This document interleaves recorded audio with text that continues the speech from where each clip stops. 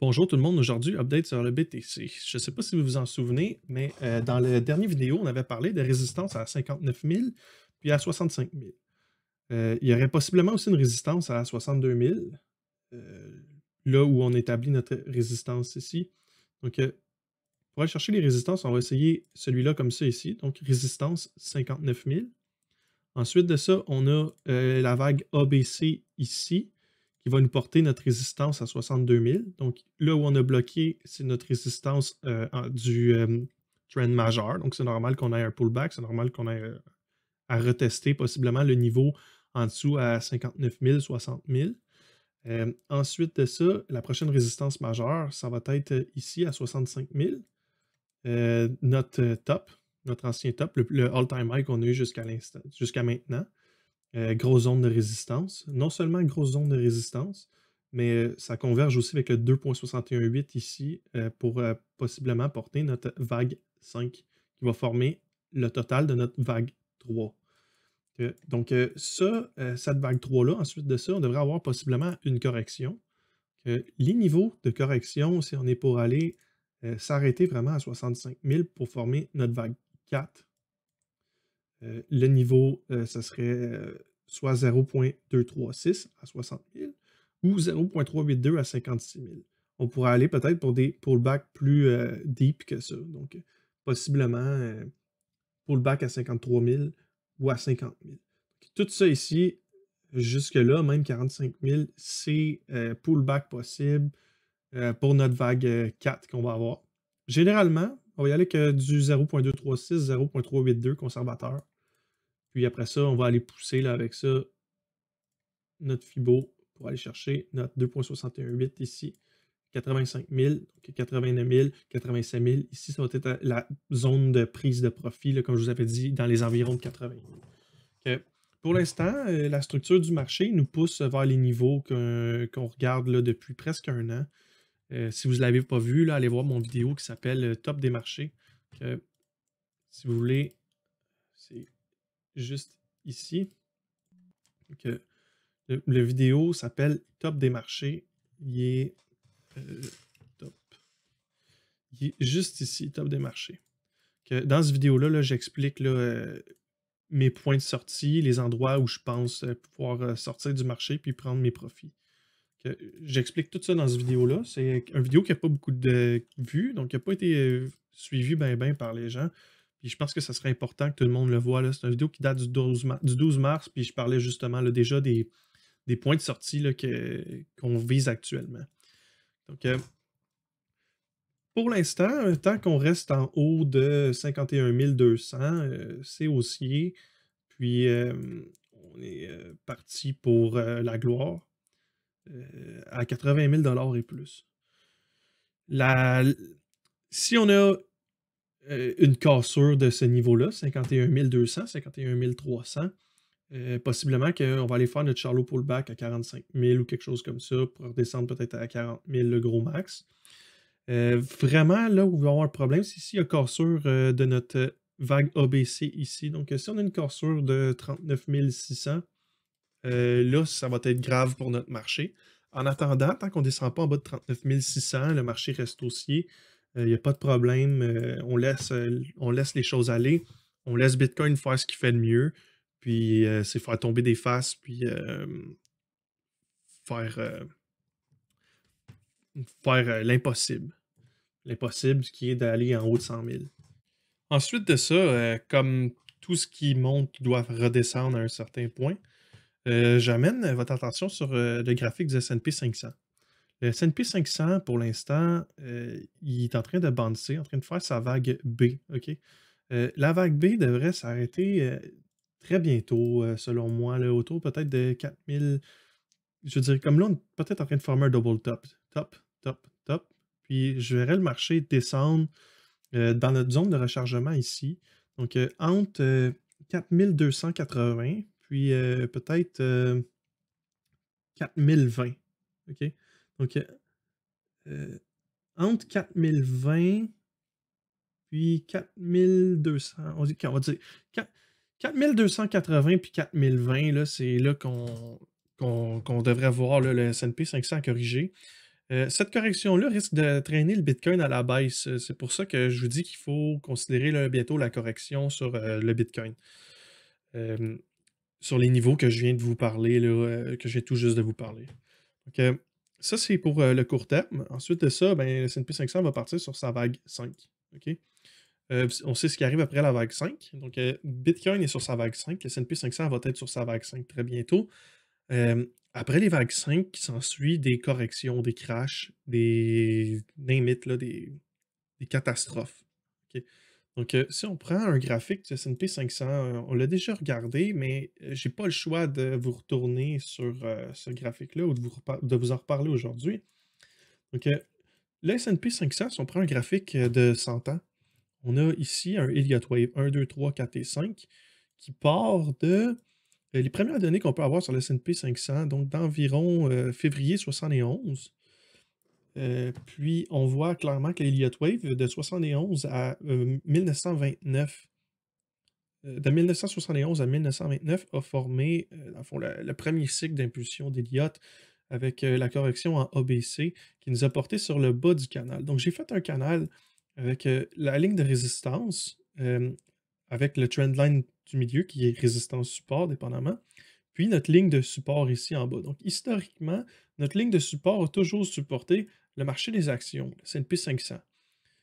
Notre ligne médiane, la ligne du milieu, elle a toujours agi en tant que résistance ou support. Et historiquement, chaque fois qu'elle a été passée, s'en est suivi une récession ou un crash énorme.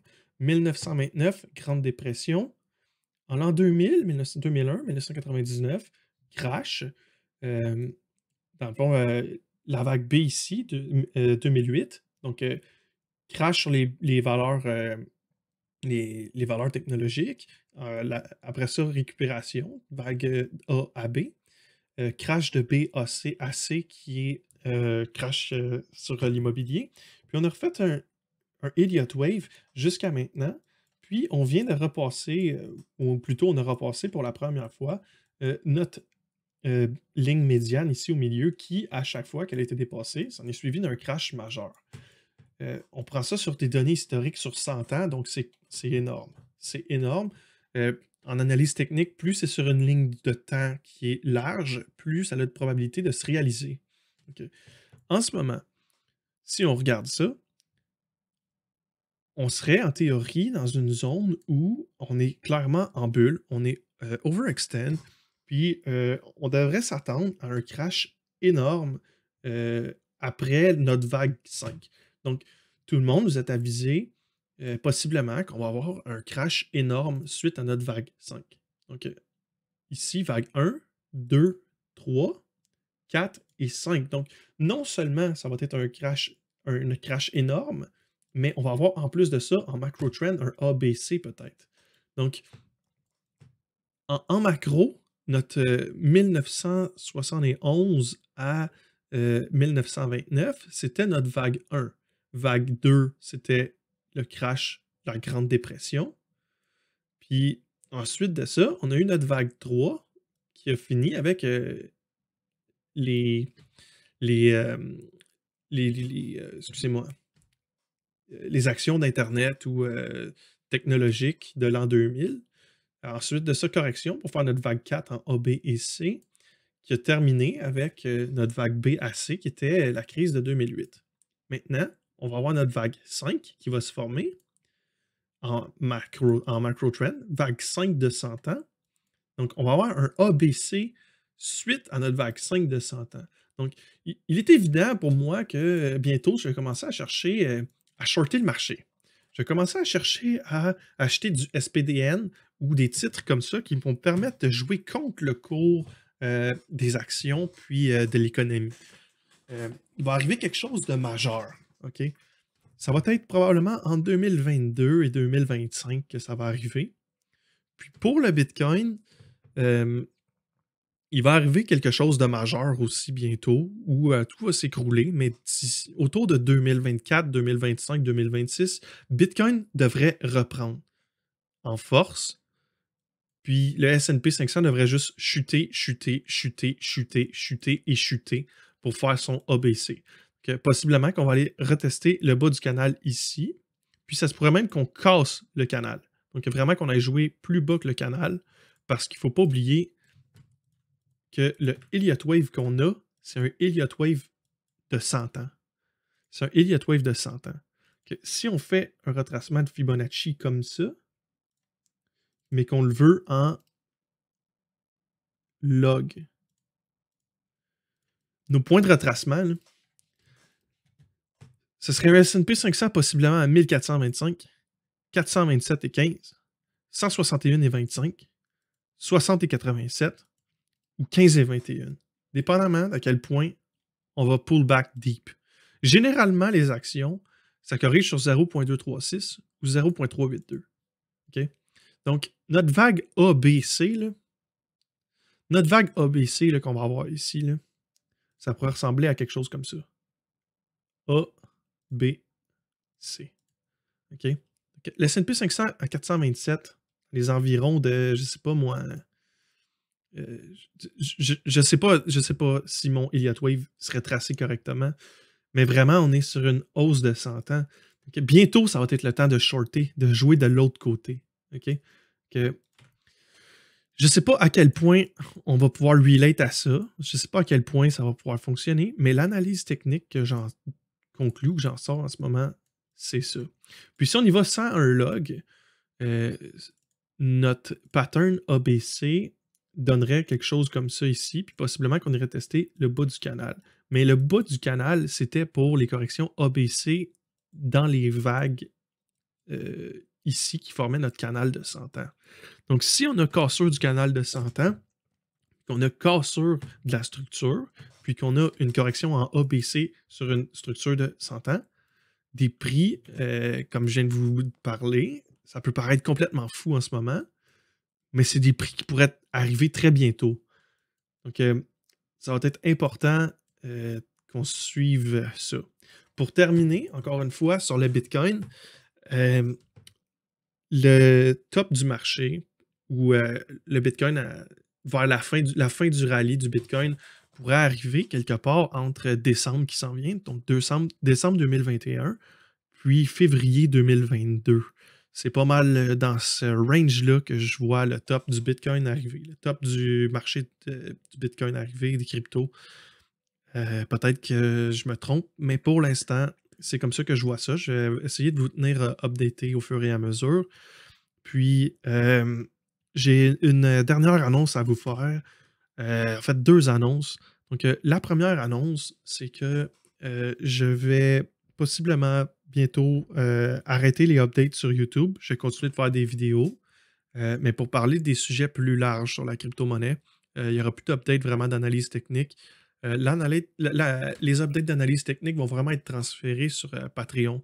Que vraiment, ça va prendre une contribution volontaire. Vous pouvez donner 1$ par mois si vous voulez, 10$ par mois, 5$, 20$, mais vraiment, il va falloir être contributeur Patreon pour avoir accès au contenu.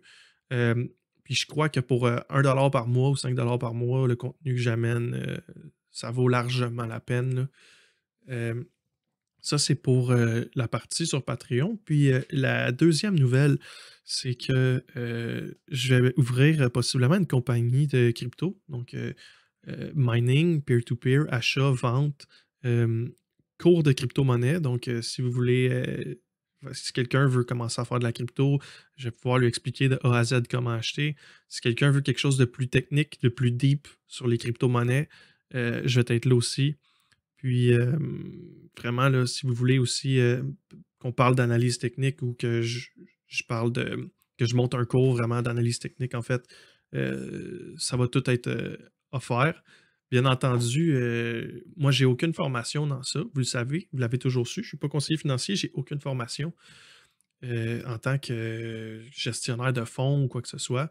Donc, clairement, c'est plus de payer du coaching avec mes idées à moi qu'un cours d'analyse technique vraiment comme on pourrait l'apprendre à l'école. Que c'est vraiment, je vous montre ce que je pense, ce que je sais, puis ce que je pense qui marche. Si ça marche pour moi, ça devrait fonctionner pour vous, mais ça ne veut pas dire que ça va fonctionner. Donc, ça va être pas mal tout. Tout ça, c'est à venir très bientôt.